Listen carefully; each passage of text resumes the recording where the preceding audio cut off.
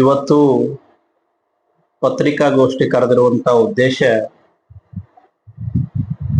ಮೊನ್ನೆ ಆಳಂದಿನ ಶಾಸಕರಾದಂತ BR ಪಾಟೀಲ್ ಸಾಹೇಬರು ವಸತಿ ಯೋಜನೆ ಅಡಿಯಲ್ಲಿ ಆಗಿರುವಂತ ಭ್ರಷ್ಟಾಚಾರದ ಬಗ್ಗೆ ಅವರು ಮಾತನಾಡಿರುವಂತದ್ದು ಇಡೀ ರಾಜ್ಯದ ಬಹುದೊಡ್ಡ ಸುದ್ದಿಯಾಗಿದೆ. ನಾನು 3 ತಿಂಗಳ ಹಿಂದೆನೆ ಅಫ್ಜಲ್ಪುರದಲ್ಲಿ ಮಾಧ್ಯಮದವರ ಮುಖಾಂತರ ಇಡೀ ಜನತೆಗೆ ತಿಳಿಪಡಿಸ್ತಕ್ಕಂಥ ಕೆಲಸ ಮಾಡಿದ್ದೀವಿ. ಅಫ್ಜಲ್ಪುರ ಆಳಂದದಲ್ಲಿ ಬಹಳ ಕಡಿಮೆ ಮಟ್ಟದಲ್ಲಿ ಅದನ್ನ ಆಗಿರ್ಬೋದು, ಆದ್ರೆ ಅತಿ ಹೆಚ್ಚು ಈ ಭಾಗದಲ್ಲಿ ಎಲ್ಲಾದ್ರೂ ವಸತಿ ಯೋಜನೆಯಲ್ಲಿ ಭ್ರಷ್ಟಾಚಾರ ಆಗಿದೆ ಅಂದ್ರೆ ಅದು ಅಫ್ಜಲ್ಪುರದಲ್ಲಿ ಆಗಿದೆ ಅಂತಕ್ಕಂಥ ಮಾತನ್ನ ನಾನು ಹೇಳಿಕ್ಕೆ ಇಚ್ಛ ಪಡ್ತಾ ಇದ್ದೇನೆ. ಸುಮಾರು 3,000 ಹೆಚ್ಚುವರಿ ಮನೆಗಳು ಬಂದಿರಬಹುದು ಅಂದಾಜು ಅಫ್ಜಲ್ಪುರ ಮತಕ್ಷೇತ್ರ. ಹೆಚ್ಚುವರಿ ಮನೆಗಳು ತಂದವ್ರು ಯಾರು? ಹೆಚ್ಚುವರಿ ಮನೆಗಳ ಹೆಸರಿನ ಮೇಲೆ ಫಲಾನುಭವಿಗಳು, ನಿಮಗೆ ಮನಿ ಹಾಕ್ತೀವಿ ಅಂತ ಹೇಳಿ ಫಲಾನುಭವಿಗಳ ಹತ್ರ 25,000 ರಿಂದ 30,000 ಪ್ರತಿಯೊಬ್ಬ ಫಲಾನುಭವಿಗಳಿಂದ ವಸೂಲಿ ಮಾಡಿದ್ದಾರೆ. ಇಲ್ಲಿ ಇನ್ನೊಂದು ಏನಾಗಿದೆ ಅಂದ್ರೆ ಬರೇ ಒಂದು 3,000 ಮನೆಗಳಿಗೆ ಅಷ್ಟೇ ದುಡ್ಡು ತಗೊಂಡಿಲ್ಲ, ದಲ್ಲಾಳಿಗಳು ಹಿಡ್ಕೊಂಡು ಸುಮಾರು 4 ರಿಂದ 5 ಸಾವಿರ ಜನರು ಅಫ್ಜಲ್ಪುರ್ ಮತಕ್ಷೇತ್ರದ 4 ರಿಂದ 5 ಸಾವಿರ ಜನಗಳಿಗೆ ಮನೆ ಕೊಡ್ತೀವಿ ಅಂತ ಹೇಳಿ ಹಣ ವಸೂಲಿಯನ್ನ ಮಾಡಿದ್ದಾರೆ. ಒಬ್ಬರಿಂದ 25,000, 30,000, 35,000 ತನೂ ಕೂಡ ಹಣ ವಸೂಲಿಯನ್ನ ಮಾಡಿದ್ದಾರೆ. ಅಂದಾಜು ಇವತ್ತು ಹತ್ತತ್ರ 10 ಕೋಟಿಗಳಕ್ಕಿಂತಲೂ ಕೂಡ ಅತಿ ಹೆಚ್ಚು ಹಣವನ್ನ ಅಫ್ಜಲ್ಪುರ್ ಮತಕ್ಷೇತ್ರದಲ್ಲಿ ಶಾಸಕರ ಆಪ್ತ ಬಳಗ ಸೇರ್ಕೊಂಡು ಒಂದು ಟೀಮ್ ಅನ್ನ ಮಾಡಿಕೊಂಡು ಬೆಂಗಳೂರಲ್ಲಿ ಒಬ್ಬ ಕಿಂಗ್ ಪಿನ್ ಅನ್ನ ಮುಂದಿಟ್ಕೊಂಡು ಈ ಒಂದು ಭ್ರಷ್ಟಾಚಾರವನ್ನ ಇವತ್ತು ನಡೀತಾ ಇರೋದೆಲ್ಲ ಸುಮಾರು 8-9 ತಿಂಗಳಿಂದ ಈ ಅಫ್ಜಲ್ಪುರ್ ಮತಕ್ಷೇತ್ರದಲ್ಲಿ ಇದನ್ನ ನಡೆದಿದೆ. ಹಣ ಕೊಟ್ರೆ ಮನೆ ಸಿಗ್ತವೆ ಅಂತಕ್ಕಂಥ ಭಾವನೆಯನ್ನ ನಮ್ಮ ಅಫ್ಜಲ್ಪುರ್ ಮತಕ್ಷೇತ್ರದಲ್ಲಿ ಸೃಷ್ಟಿಯನ್ನ ಮಾಡಿದ್ದಾರೆ. ನಾನು ಶಾಸಕರಿಗೆ ಕೇಳಲಿಕ್ಕೆ ಬಯಸ್ತೇನೆ, ಇವತ್ತು ಮಾಧ್ಯಮದವ್ರು ನೀವು ಎಲ್ಲರೂ ಇದ್ದೀರಿ, ನಿಮ್ಮ ಹತ್ರ ನಾನು ಪ್ರೆಸ್ ಮೀಟ್ ಅನ್ನ ಮಾಡಿದ್ದೆ. ಬಹುಶಃ ನೀವು ಹೋಗಿ ಅವರನ್ನ ಪ್ರಶ್ನಿಸಿದ್ರೆ, ನಾಟಿಕಾರ ನಿಮ್ ಮೇಲೆ ಆರೋಪ ಮಾಡ್ತಾ ಇದ್ದಾನೆ ಅಂತ ಹೇಳಿ ಆ ಪ್ರಶ್ನಿಸಿದಾಗ, ಇಲ್ರಿ ದಾಖಲಾತಿ ಬೇಕಲ್ಲ, ಸುಮ್ನೆ ಮಾತಾಡ್ತಾರೆ, ಅವರೆಲ್ಲ ಹತಾಶೆ ಆಗಿದ್ದಾರೆ ಅಂತಕ್ಕಂಥ ಪದವನ್ನ ಬಳಸಿದ್ದು ಶಾಸಕರು ಮಾಧ್ಯಮದ ಮುಖಾಂತರ ನನಗೆ ಗೊತ್ತಾಯ್ತು. ನಾನು ಶಾಸಕರಿಗೆ ಕೇಳಲಿಕ್ಕೆ ಬಯಸ್ತೇನೆ, ನಾನು 15-16 ವರ್ಷಗಳಿಂದ ನಿರಂತರವಾಗಿ ಸಾರ್ವಜನಿಕ ಕ್ಷೇತ್ರದಲ್ಲಿದ್ದೆ. ಯಾರೇ ನಿಮ್ಮ ಮೇಲೆ ಆರೋಪ ಮಾಡ್ಲಿಕ್ಕತ್ರ ಹತಾಶೆಯಿಂದ ಮಾತಾಡಿದೆ ಅಂತಕ್ಕಂಥ ಮಾತನ್ನ ನೀವು ಮಾತಾಡ್ತಿರಲ್ಲ, ಅದು ನಿಮ್ಮ ವಯಸ್ಸಿಗಾಗಿರ್ಲಿ, ನಿಮ್ಮ ಘನತೆಗಾಗಿರ್ಲಿ, ನಿಮ್ಮ ಸ್ಥಾನಕ್ಕಾಗಿರ್ಲಿ ಅದು ಗೌರವ ತರ್ತಕ್ಕಂಥ ಕೆಲಸ ಅಲ್ಲ ಅಂತ ನಾನು ಹೇಳಿಕೆ ಬಯಸ್ತೇನೆ. ಯಾಕೆ ಈ ಮಾತನ್ನ ನಿಮ್ಗೆ ಪ್ರಸ್ತಾಪ ಮಾಡ್ತಾ ಇದ್ದೀನಿ ಅಂದ್ರೆ, ಇಡೀ ತಾಲೂಕಿನಲ್ಲಿ ಇಂಥದ್ದು ದೊಡ್ಡ ಭ್ರಷ್ಟಾಚಾರವನ್ನ ಜನರಿಂದ ಹಣ ಕಿತ್ಕೊಳ್ಳಂತ ಕೆಲಸ ಆಗ್ತಾ ಇದೆ ಅಂತ ಹೇಳಿ ವಿಷಯ ನಿಮ್ ಮುಂದಿಟ್ರೆ ನೀವು ಅದನ್ನ ಅಲ್ಲಗಳಿತೀರಲ್ಲ. ಇವತ್ತು ಆಧಾರ ಸಮೇತವಾಗಿ ಇವತ್ತು ನೋಡಿ, ನಿಮ್ಮ ಪಕ್ಕದ ಆಳಂದ್ ಮತಕ್ಷೇತ್ರದ ನಿಮ್ಮ ಪಕ್ಷದ ಹಿರಿಯ ಒಬ್ಬ ಶಾಸಕರು, ರಾಜ್ಯದಲ್ಲಿ ಪ್ರಭಾವಿ ನಾಯಕರು, ಅವರೇ ಮಾತಾಡಿದರೆ ಅಫ್ಜಲ್ಪುರದಲ್ಲಿ ವಸತಿ ಯೋಜನೆಯಲ್ಲಿ ಭ್ರಷ್ಟಾಚಾರ ನಡೆದಿದೆ ಅಂತ ಹೇಳಿ. ಇದಕ್ಕಿಂತ ಇನ್ನೇನು ಸಾಕ್ಷಿ ಬೇಕು ಹೇಳಿ? ಇವತ್ತಾದ್ರೂ ಆತ್ಮಾವಲೋಕನ ಮಾಡ್ಕೊಳ್ಳಿ. ಅವತ್ತು ನಾವು ಹೇಳಿದೇನು ಮಾಡಿದ್ರಿ? ಸುಳ್ಳು ಹೇಳ್ತಾರೆ ಇವರು, ಹತಾಶವಾಗಿ ಹೇಳ್ತಾರೆ ಇವರು, ಆಧಾರ ಇಲ್ಲ ಅಂತ ಹೇಳ್ತಾ ಇದ್ರು, ಆಧಾರ ಇಲ್ಲ ಅಂತ ಹೇಳಿ ಹೇಳ್ತಾ ಇದ್ರಿ. ಇವತ್ತೇನೋ ಆನ್ಸರ್ ಮಾಡ್ತೀರಿ ಮಾಡಿ. ಇಲ್ಲಿಂದ ಹಿಡ್ಕೊಂಡು ಶಾಸಕರಿಂದ ಹಿಡ್ಕೊಂಡು ಒಬ್ಬ ಗ್ರಾಮ ಪಂಚಾಯತಿ ಸದಸ್ಯ ಅಧ್ಯಕ್ಷ ಹಿಡ್ಕೊಂಡು ಮಂತ್ರಿ ತನನು ಕೂಡ ಇದರ ವಸತಿ ಯೋಜನೆ ಅಡಿಯಲ್ಲಿ ಏನು ಭ್ರಷ್ಟಾಚಾರ ಮಾಡಿರಲ್ಲ, ಜನರಿಂದ ಹಣ ಕಿತ್ಕೊಂಡಿದಾರಲ್ಲ, ಅದರ ಹಣವನ್ನ ಇವತ್ತು ಹೋಗ್ತಾ ಇದೆ ಅಂತ ಹೇಳಿ ನಾನು ಕೇಳಿ ಬರ್ತಾ ಇದೆ ಆರೋಪಗಳನ್ನು. ಅಫ್ಜಲ್ಪುರ್ ತಾಲೂಕಿನ ಒಬ್ಬ ಅಧಿಕಾರಿ, ಒಬ್ಬ FDA ಗ್ರೇಡಿನ ಅಧಿಕಾರಿ ಬೆಂಗಳೂರಲ್ಲಿ ಇವ್ರದು ಎಲ್ಲಾ ಏನು ಗ್ಯಾಂಗ್ ಇದೆಯಲ್ಲ, ಈ ಗ್ಯಾಂಗಿನ ಕಿಂಗ್ ಪಿನ್ ಅವ್ರು. ಸರ್ಕಾರ ಉನ್ನತ ಮಟ್ಟದ ತನಿಖೆಯನ್ನ ಮಾಡಿ ನಾನು ರಾಜ್ಯಪಾಲರನ್ನ ಇದ್ರ ಬಗ್ಗೆ ದೂರನ್ನ ಕೊಡ್ತಾ ಇದ್ದೀನಿ. ಮಾಡಿದ್ರೆ ಮೊದಲ ಅವ್ರನ್ನ ಅರೆಸ್ಟ್ ಮಾಡ್ಬೇಕು. ಯಾರನ್ನ? ಕಿಂಗ್ ಪಿನ್ ಇದಲ್ಲ ಅಫ್ಜಲ್ಪುರ್ ತಾಲೂಕಿಗೆ ಯಾರ್ಯಾರು ಮನಿ ಕುಡಿಸ್ತೀವಿ ಅಂತ ಹೇಳಿ ದುಡ್ಡು ತಗೊಂಡು ನಾನು ಸಚಿವರ ಆಪ್ತಾ ಇದ್ದೀನಿ ಅಂತ ಹೇಳಿ ಹೇಳ್ಕೊಂಡು ಎಲ್ಲಾ ಮಾಡಿದ್ರಲ್ಲ, ಮಾಡಿ ಸಕ್ಸಸ್ನು ಮಾಡಿದ್ದಾರೆ ಅವರು. ಕೆಲವೊಂದು ಗ್ರಾಮ ಸಭೆಗಳನ್ನ ಮಾಡಿದ್ದಾರೆ.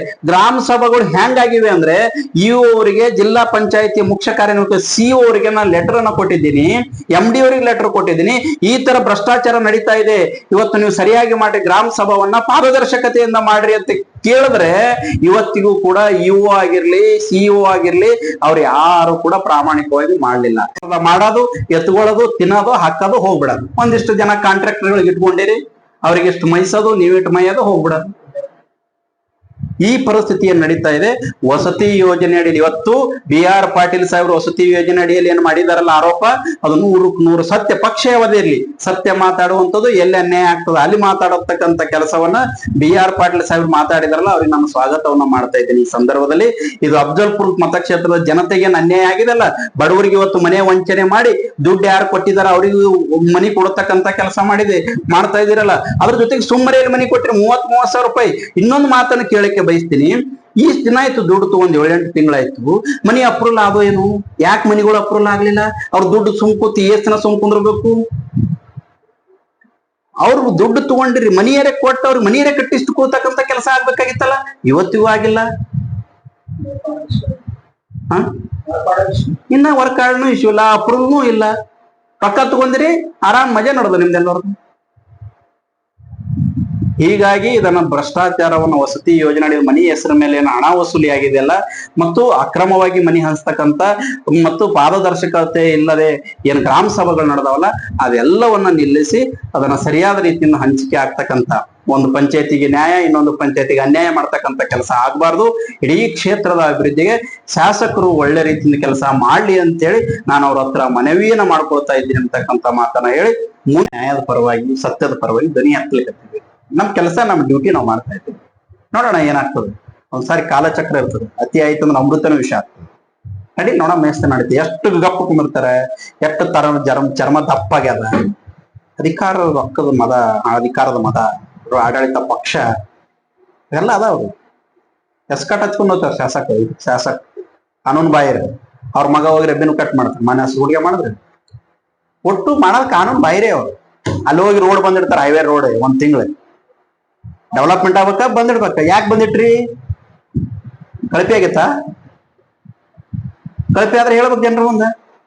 ಬಂದ್ ಯಾಕಿಟ್ರಿ? ಶಾಸಕರ ಸುಪುತ್ರರೇ ಅವ್ರ ಕಾರ್ಯಕರ್ತರಿಗೆ ಹಚ್ಚಿ ಬಂದ್ ಯಾಕಿಟ್ರಿ? ಕರ್ಜಿಗೆ ಹೈವೇ, ಕರ್ಜಿ ಮಾರ್ಷಲ್ ಮೇಲೆ ಐಸ ಹೋಗ್ಲಿಕ್ಕತ್ತದಲ್ಲ, ಅದು ಯಾಕೆ ಬಂದಿಟ್ರಿ? ಮತ್ ಯಾಕೆ ಚಾಲು ಮಾಡಿಸ್ರಿ?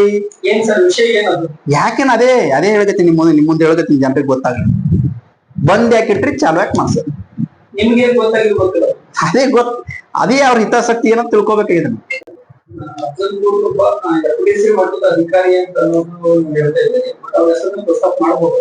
ನಾನು ಹೇಳ್ತೀನಿ, ಅದನ್ನ ತಿಳ್ಕೊಂಡ್ಬಿಟ್ಟು ಹೇಳ್ತೀನಿ. ಅವ್ರು ಯಾವ ಇಲಾಖೆಯಲ್ಲಿದ್ದಾರೆ, ಅವ್ರ ಹೆಸರು, ತಂದೆ ಹೆಸರು, ಅವ್ರ ಅಡ್ಡ ಹೆಸರು, ಅವ್ರ ಊರು, ಅವರು ಸಚಿವರಿಗೆ ಆಪ್ತಿರಿದಾರಂತ, ವಸತಿ ಸಚಿವರಿಗೆ ಆಪ್ತಿರಿದಾರಂತೆ.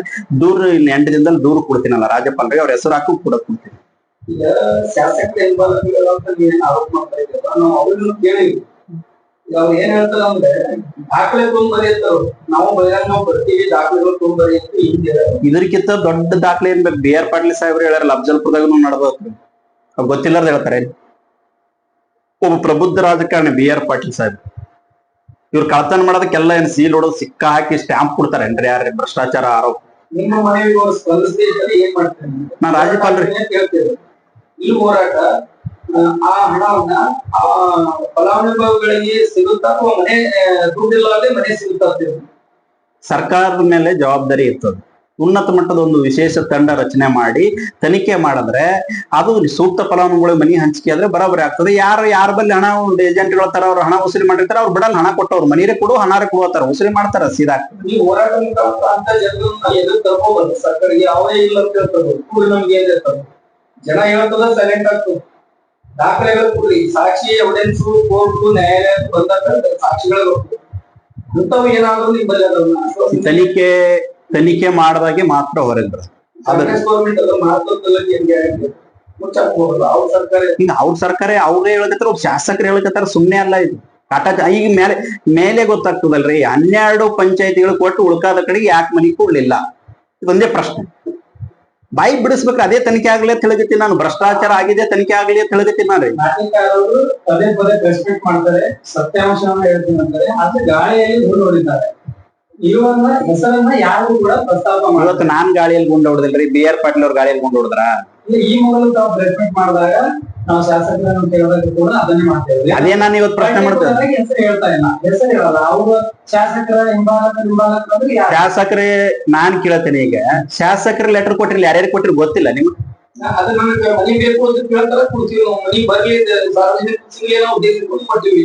ಅದಕ್ಕೆ ಹಿಂದೆ ಸ್ವಲ್ಪ ತಾಲೂಕಿಗೆ ಒಬ್ಬ ಶಾಸಕನಾಗಿ ಬೇಜವಾಬ್ದಾರಿಯಾಗಿ ಮಾತಾಡ್ಬಾರ್ದು. ನನಗೆ ಮಾತಾಡಕ್ ಬಾಳ ಬರ್ತಾವ. ಈಗ ಯಾರಿಗ್ ಬಂದವ್ರಿಗೆ ಲೆಟರ್ ಕೊಡ್ತೀನಿ ಅಂದ್ರೆ ಏನ್ ಅರ್ಥ ಅದು? ಎಷ್ಟ್ ಬಂದು ನಮ್ ತಾಲೂಕಿಗೆ ಎಲ್ಲಾ ಪಂಚಾಯತಿ ಒಳಗ್ ಹಾಕ್ರಿ ಶಾಸಕರೇ, ಶಾನ್ಯಾರ್ ತರ ಮಾತಾಡ್ರಿ. ಅದು ಎಲ್ಲ ತಿರುಗಿಸಿ ಮಾತಾಡ್ಬೇಡ್ರಿ, ನಮ್ಗೆ ಗೊತ್ತಾಗ್ತೀನಿ ತಿರುಗಿಸಿ ಮಾತಾಡೋದು. ನಾನು ಕೇಳ್ತೀನಿ, ಮನಿ ಲೆಟರ್ ಕೊಟ್ಟವ್ರಿ ನೀವು ಯಾರಿಗ್ ಲೆಟರ್ ಕೊಟ್ಟವ್ರಿಗೆ ಬರ್ತಾವೋ, ಏನ್ ತಾಲೂಕಿಗೆ ಇಂತಿಷ್ಟ ಅಲೋಕೇಶನ್ ಬರ್ತಾವೋ ಏನ್ ಅವತ್ತು ಗೊತ್ತಾಗ್ಲಿ. ಬರ್ತೀರಾ ಬಹಿರಂಗ ಚರ್ಚಕ್ಕ? ನಾನು ಬರ್ತೀನಿ. ಬರ್ತೀನಿ ಅಂದ್ರೆ ಬರ್ರಿ, ಯಾವಾಗ ಬರ್ತೀರಿ? ಬರ್ಲಿ. ಬರಲ್ಲ, ನಾ ರೆಡಿ ಇದ್ದೀನಿ ನೋಡಿ. ಹೇಳಿನಲ್ಲ ನಾ ಬರ್ತೀನಿ ಅಂತ ಹೇಳಿ. ಮನಿ ಅಲೋಕೇಶನ್ ಸಿಸ್ಟಮ್ ಏನದ? ವಸತಿ ಯೋಜನೆ ಅಡಿಯಲ್ಲಿ ಮನಿ ಹಂಚಿಕೆ ಮಾಡುವಂತ ನೀತಿ ನಿಯಮಗಳು ಏನವ? ನಾ ಪಾಠ ಮಾಡಂದ್ರೆ ಮಾಡ್ತೀನಿ, ಒಂದ್ ತಾಸ್. ಯಾರಿಗ್ ಮಾಡತ್ತೀರಿ ಅವ್ರಿಗೆ ಪಾಠ ಮಾಡ್ತೀನಿ. ಹಿಂಗ್ ತಿರುಗಿಸಿ ಹೇಳೋದು, ನಾವು ಸುಮ್ಮನೆ ಹೇಳಿಕೆ ಬಿಡೋದು, ಒಂದ್ ಲೈನ್ ಹೇಳ್ಬಿಡೋದು. ಅವ್ರಿಗೆ ಆಧಾರ್ ಕೊಡು ಅಂತ ಹೇಳ್ರಿ. 12,000 ಮನೆಗಳು ಮಾತ್ರ ಅಲೋಕೇಶನ್ ಆಗಿದೆ, ಅವ್ರಿಗೆ ಇಷ್ಟ ಹೊರಡಿಸಿದ್ದೇವೆ, ಆಮೇಲೆ ಎಲ್ಲ ಸ್ಟಾಪ್ ಮಾಡಿದ್ದೇವೆ ಅಂತ ಹೇಳಿ ಇವತ್ತು ವಸತಿ ಯೋಜನೆ ಏನಿದೆ ಜಮೀರ್ ಅಹಮದ್ ಅವರ ಆಪ್ತ ಕಾರ್ಯದರ್ಶಿಗಳು ಇವತ್ತು ಒಂದು ಸ್ಟೇಟ್ಮೆಂಟ್ ಕೊಡ್ತಾರೆ. ಆದ್ರೆ 12,000ದಲ್ಲಿ 19 ಕೂಡ ಇದೆನೋ ಅಥವಾ ಅದನ್ನು ಹೊರತುಪಡಿಸಿದೇನೋ? ಅವ್ರು ಲೆಟರ್ಗಳು ಹಾಕ್ಯಾರ, ಏನ್ ಕಳ್ತನ ಮಾಡಿ ಹಾಕ್ಯಾರೋ, ಸೀದಾ ಹಾಕ್ಯಾರೋ, ಇವ್ರೇ ಟೈಪ್ ಮಾಡಾಕೊಂಡ್ರು ಗೊತ್ತಿಲ್ಲ. ತಾಲೂಕಿಗೆ ಅಲೋಕೇಶನ್ ಬಂದದ, ಗ್ರಾಮ ಸಭಾ ಆಗ್ಯಾವ, ಇಒ ನೋಟಿಸ್ ಮಾಡ್ಯಾರ, ಎಲ್ಲರಿಗೆ ಆಗ್ಯದ. ಅದು ಈಗ ಇಒ ನೋಟಿಸ್ ಮಾಡ್ಬೇಕಾದ್ರೆ ಅದು ಅಧಿಕೃತ ಅಂತ ಹೇಳ್ತೀರ, ಅನಧಿಕೃತ ಅಂತ ಹೇಳ್ತೀರ? ನಿಗಮದಿಂದ ಲೆಟರ್ ಬಂದದ ಅವ್ರಿಗೆ, ಈ ಮನೆಗೆ ಈ ಪಂಚಾಯತಿಗೆ ಇಂತಿಷ್ಟ ಅಂತ ಹೇಳಿ ಅಲೋಕೇಶನ್ ಬಂದದ. ಅದ್ ಅಕ್ರಮ ತಿಳಕ್ ಆಗ್ತದೆ ಏನ್ರಿ? ನಾವ್ ಇಷ್ಟೇ ಕೊಟ್ಟಿವ ತಿಳಕದ 12,000 ಕೊಟ್ಟರು, ಅದಕ್ಕಿಂತ ಹೆಚ್ಚಿಗೆ ಕೊಟ್ಟರು. ಅದು ತನಿಖೆ ಆಗ್ದಾಗ ಇವೆಲ್ಲ ಬಹಿರಂಗ ತನಿಖೆ ಆಗ್ಲಿಲ್ರಿ. ಒಂದ್ ಟೀಮ್ ಫಿಕ್ಸ್ ಮಾಡ್ರಿ, ತನಿಖೆ ಮಾಡ್ರಿ. ನಾ ಹೇಳಕತ್ತಿಲ್ಲ ಒಬ್ಬ ಕಿಂಗ್ ಪಿನ್ ಮಾಡ್ತೀರಾ ನೀವು ಅರೆಸ್ಟ್ ಅವನನ್ನ? ತನಿಖೆ ಒಳಪಡಿಸ್ತೀರಾ? ನಾ ಕೊಡ್ತೀನಲ್ಲ, ಈಗ ಕೊಡ್ತೀನಿ, ಬಹಳ ಶೀಘ್ರದಾಗ ಕೊಡ್ತೀನಿ. ಮಾನ್ಯ BR ಪಾಟೀಲ್ ಅವರು ಮಾನ್ಯ ನಮ್ಮ ಏನ್ ದೂರವಾಣಿ ಮುಖಾಂತರ ಏನ್ ಮಾತಾಡಿದ್ರು ಅದಕ್ಕೆ ಸ್ಪಷ್ಟನೆ ಕೊಡ್ತಾ ಇಲ್ಲ ಮಾಧ್ಯಮ ಮುಂದೆ. ಏನಂದ್ರೆ ನಾನು CM ಜೊತೆ ಮಾತಾಡ್ತೀನಿ, ಅಲ್ಲೇ ದೂರು ಕೊಡ್ತೀನಿ ಅನ್ನುವಂಥದ್ದನ್ನ ಹೇಳ್ತಾರೆ. ಅವ್ರ ಜೊತೆಗೆ ಮಾತಾಡಿದಂತ ಸಚಿವರ ಆಪ್ತ ಕಾರ್ಯದರ್ಶಿಗಳು ಹೇಳ್ತಾರೆ, ನನ್ನ ಧ್ವನಿಯನ್ನ ತಿರುಚಿ ಮಾತಾಡಿಸಿದ್ದಾರೆ, BR ಪಾಟೀಲ್ ಅವರು ಆ ರೀತಿ ಮಾತಾಡಿಲ್ಲ ಅನ್ನುವಂಥದ್ದನ್ನ ಸ್ಪಷ್ಟವಾಗಿ ಹೇಳ್ತಾರೆ ಮಾಧ್ಯಮ.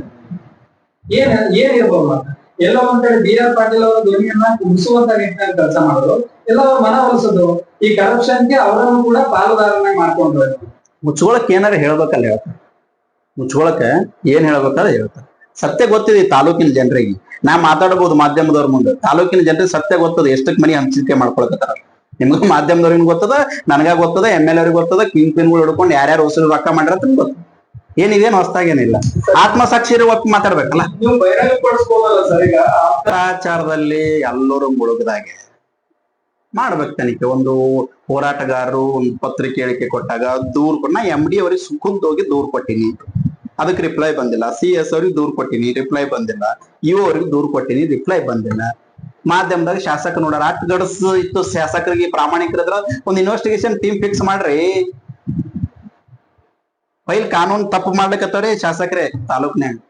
ಕಾನೂನು ಉಲ್ಲಂಘನೆ ಆಗ್ತಿದ್ದು ಕ್ರಮ ತಗೊಳ್ಬೇಕಾದವ್ರು ಫೈನಲ್ ಯಾರು? ಸರ್ಕಾರ ತಗೋಬೇಕು. ಸರ್ಕಾರ ಹೋರಾಟಗಾರನ ಕೆಲಸ ಏನದ?